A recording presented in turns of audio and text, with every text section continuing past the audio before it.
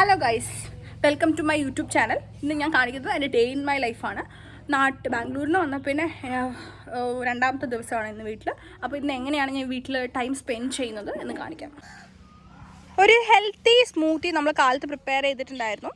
അത് കുടിച്ചിട്ട് നമ്മൾ ഡേ സ്റ്റാർട്ട് ചെയ്യാം.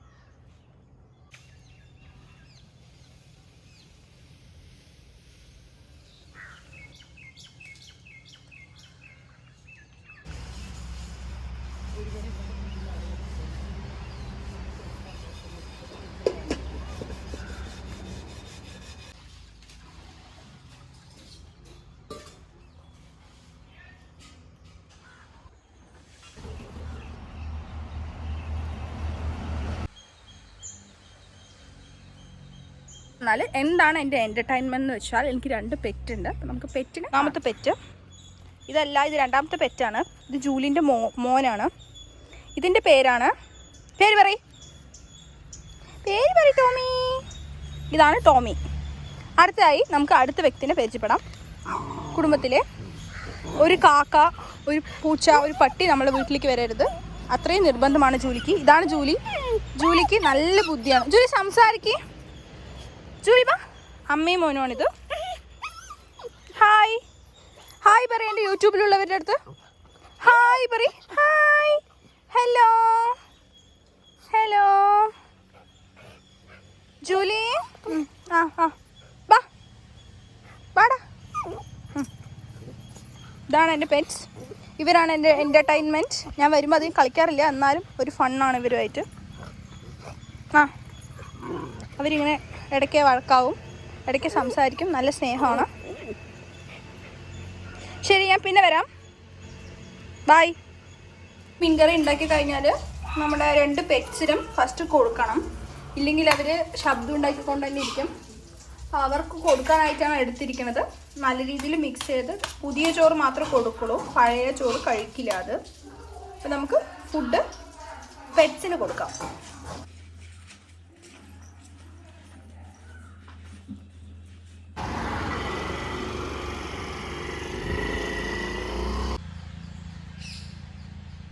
എൻ്റെ തറവാട്ടിലെ ഒരു പ്ലാവ് മരമുണ്ട്, അത് ഞാൻ കാണിച്ചു തരാം കേട്ടോ.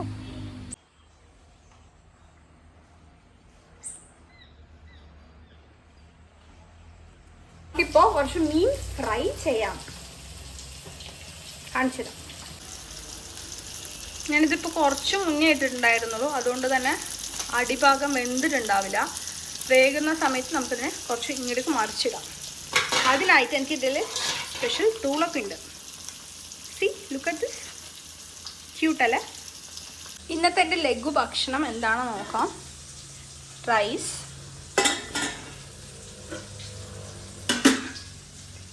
നല്ലൊരു മീൻ കറി,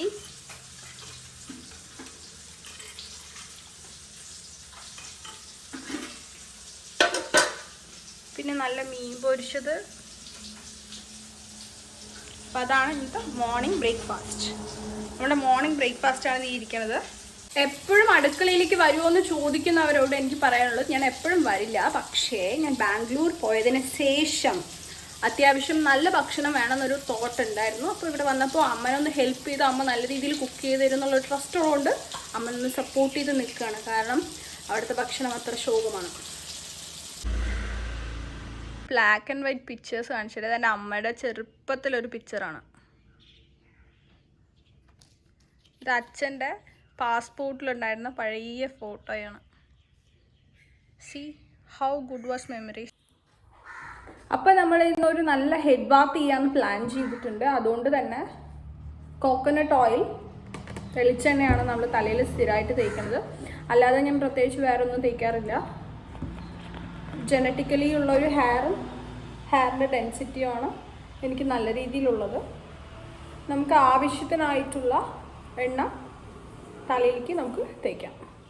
ഞാൻ നല്ല രീതിയിൽ ഹെഡ് ബാത്ത് ചെയ്യുന്ന സമയത്ത് മാക്സിമം ഓയിൽ നല്ല രീതിയിൽ തേക്കാറുണ്ട്. ലൈറ്റായിട്ടല്ല, നല്ല രീതിയിൽ ഓയിൽ തേക്കാറുണ്ട്. സി,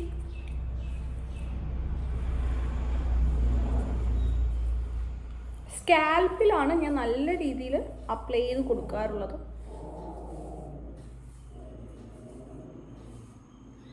ദെൻ താഴെ താഴെ താഴെ നിന്ന്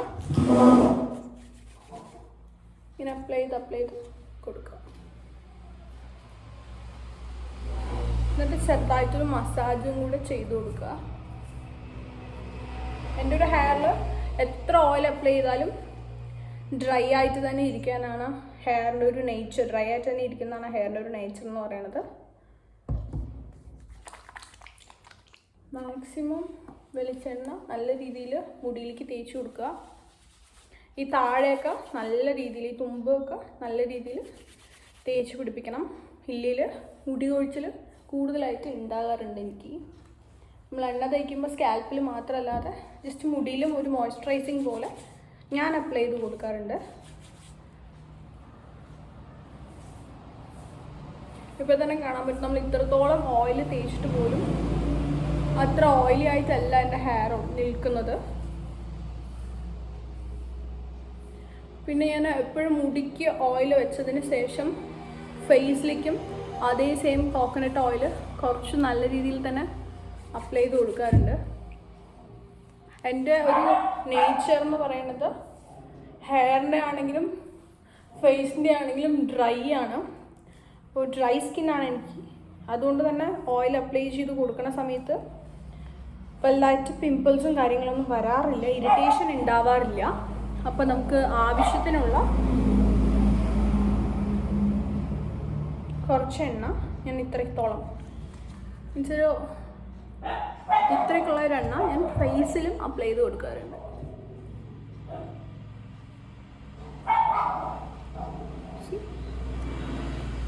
വെരി നോർമലി, ബിക്കോസ് ഞാൻ ഡെയിലി കാജലൊക്കെ യൂസ് ചെയ്യുന്ന ഒരു വ്യക്തിയാണ്.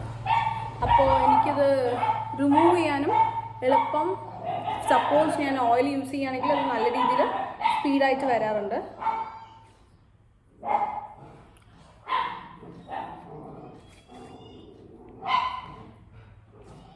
വെളിച്ചെണ്ണ തേച്ച ശേഷമുള്ള ഒരു ഗ്ലോയാണ് ഞാൻ കാണിക്കുന്നത്. എനിക്ക് ഭയങ്കര ഇഷ്ടമാണ് വെളിച്ചെണ്ണ. നമ്മൾ സൺസിൽക്കാണ് യൂസ് ചെയ്യുന്നത്. പ്രിസ്ക്രൈബ്ഡ് ആയിട്ടുള്ള പ്രത്യേകിച്ച് ഏതെങ്കിലും ഷാമ്പൂ എന്നല്ല യൂസ് ചെയ്യുന്നത്. നോർമലായിട്ടുള്ള സൺസിൽക്ക് ഷാമ്പൂണ് യൂസ് ചെയ്തിട്ട് കുളിക്കാൻ. കറക്റ്റ് 1 മണിയാണ് ടൈം. ഞാനൊരു പ്രത്യേകിച്ച് ഒരു ചായ ലവർ ആയതുകൊണ്ട് തന്നെ എത്ര ചൂടാണെങ്കിലും നമ്മളൊരു ചായ കുടിക്കും. ഇപ്പോൾ ഞാൻ കുടിക്കണ പോലെ കുടിക്കും.